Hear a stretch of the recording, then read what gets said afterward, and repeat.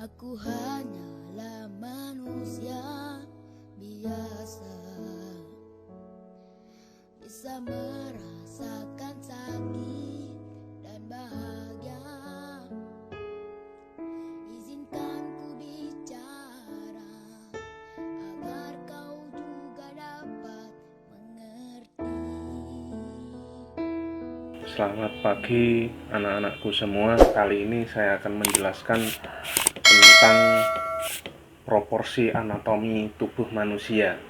Berdasarkan hasil evaluasi gambar yang sudah dikirimkan di absensi tugas, saya mengucapkan terima kasih atas partisipasinya kepada anak-anakku yang sudah berkenan mengirimkan tugas. Ada beberapa hal yang perlu saya koreksi. Tugas-tugas anak-anak semua. Proporsi tubuh manusia secara umum sama. Yang jadi patokan adalah ukuran kepala. Akan sama dalam kondisi manusia normal ya. Perbandingan ukuran yang dalam hal ini disebut sebagai proporsi bentuk, ini sangat menentukan hasil gambar. Ukuran kepala itu menjadi patokan. Kalau boleh saya sederhanakan, misalkan kepala ukurannya sekian. Kepala ukurannya sekian. Maka ukuran yang lain itu mengikuti ukuran kepala. Jadi misalkan ini kepala terus dikali 2, ini jadi ukuran dada, lagi ukuran kurang lebih gitu, terus menjadi ukuran perut, ukuran paha, ukuran kaki, terus ukuran telapak kaki. Ini kurang lebih sama. Jadi kalau dibagi itu rata-rata sama. Coba diukur itu antara pergelangan tangan ya, pergelangan tangan sampai dengan ukuran kepala itu biasanya sama ya. Atau kita buat rumus, misalkan kita buat pembagi garis dulu, garis bantuan, dibagi 2, dibagi 2 lagi, dibagi 2 lagi, ini dibagi 2 lagi, ini dibagi 2 lagi, ini dibagi 2 lagi, ini dibagi 2 lagi. Ini secara umum menjadi patokan ukuran proporsi tubuh manusia. Ya, ini menjadi pedoman dasar. Misalkan kita buat lagi ukuran kepalanya sekian, terus lanjut lagi sekian. Ini sama untuk lebar dada, itu juga ukuran tinggi kepala. Ini berapa lebarnya, ini juga. Nah, ini juga demikian lagi. Pinggul juga demikian. Nah, 2 kali lipatnya ukuran kepala. Terus kepala lagi.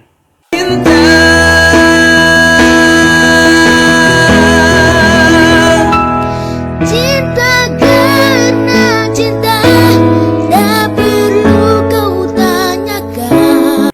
Ukuran kepala lagi. Ukuran kepala lagi. Ukuran kepala lagi. Jadi kalau diumpamakan itu bentuknya kurang lebih begini.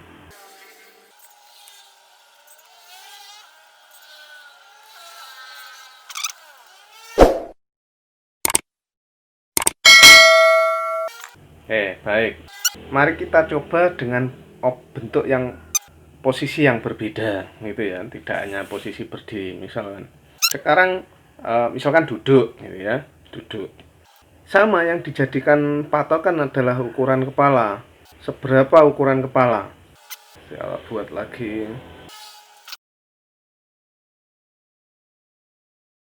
Nah, kelihatan.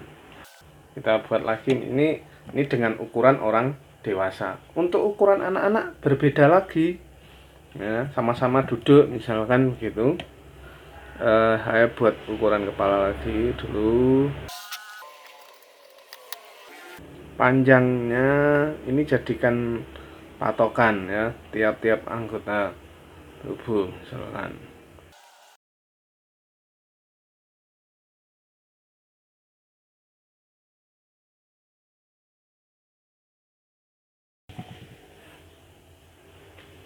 Nah, selanjutnya kita buat lagi bentuk yang berbeda lagi. Misalkan perbandingan antara ukuran tubuh orang dewasa dengan ukuran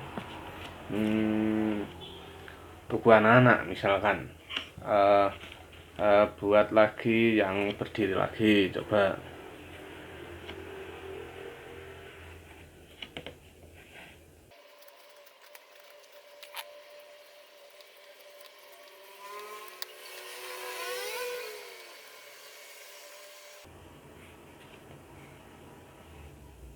Yang perlu diingat kembali saat membuat objek itu,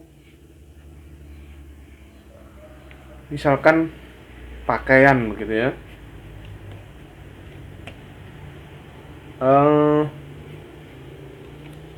baju itu tidak pernah dalam bentuk datar begitu, tetapi baju itu seperti halnya celana itu ada lipatan-lipatan seperti ini. Nah, ini yang membuat gambar kadang lebih nampak terkesan nyata gitu ya. Jadi untuk lipatan-lipatan baju itu juga perlu dipertimbangkan. Contoh lagi,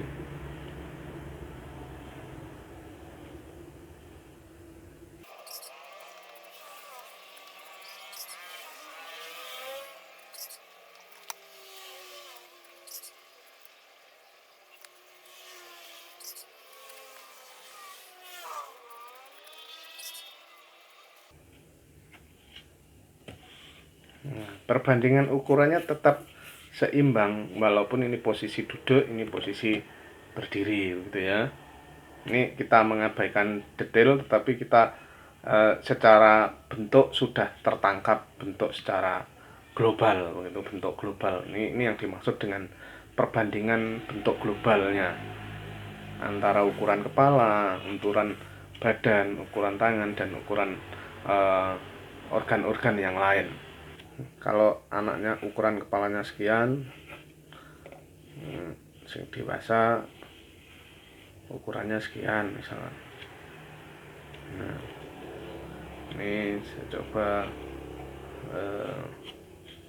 membuat sket ketika ada anak digendong gitu ya.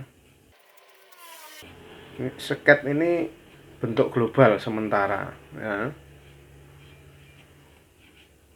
Tujuannya adalah untuk memperoleh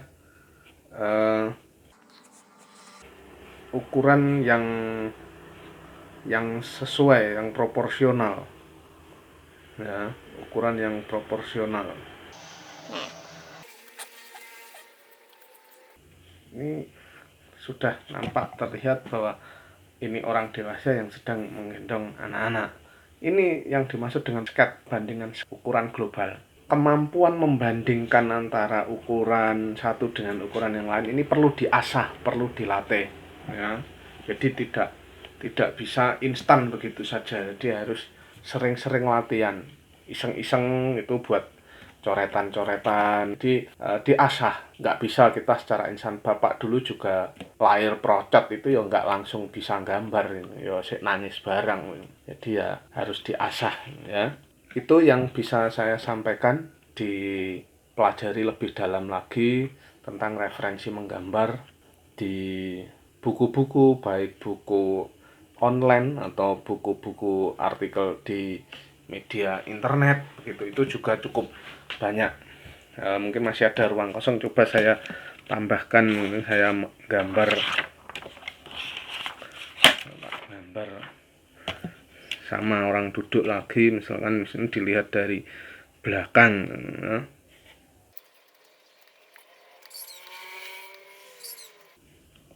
Nah, sebenarnya menggambar model itu menggambar dengan melihat objek secara langsung.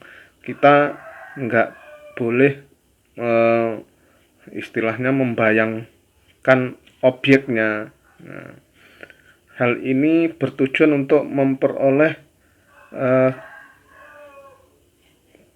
gambar semirip mungkin dengan bentuk aslinya, gitu ya.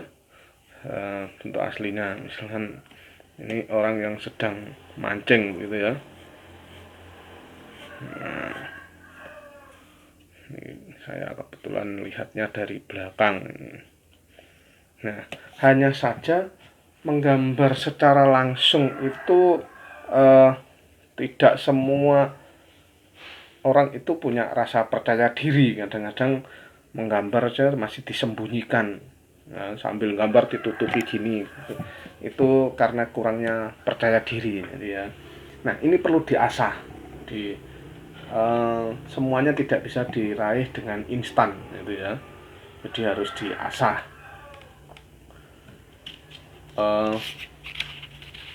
Tidak ada sesuatu yang diperoleh itu dengan instan. Nggawe mie instan aja buatnya itu dimasak dulu kok, ya. Ya dimasak, direbus dulu. Ngerebus itu ya nggak langsung tiplung nih terus langsung empuk gitu kan, ya nunggu waktunya. Jadi ada prosesnya. Nah, proses ini yang harus dilalui. Itu yang bisa saya sampaikan. Terima kasih. Berjumpa lagi di pertemuan yang akan datang, ya. Salam seni rupa.